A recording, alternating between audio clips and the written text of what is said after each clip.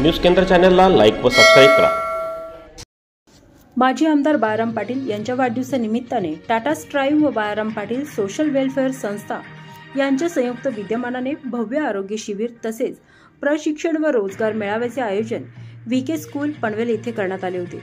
या शिबिरामध्ये शेकडो नागरिकांनी व इच्छुक रोजगार मिळवणाऱ्यांनी मोठ्या प्रमाणात उपस्थिती दाखवून सहभाग घेतला व सर्वसामान्यांचे नेते माजी आमदार बाळाराम पाटील यांना जन्मदिवसाच्या शुभेच्छा देत या शुभप्रसंगी असंख्य कार्यकर्ते, शुभचिंतक व पक्षपदाधिकारी, संघटनेच्या चाहत्यांनी लोकोपयोगी विविध उपक्रम राबविले।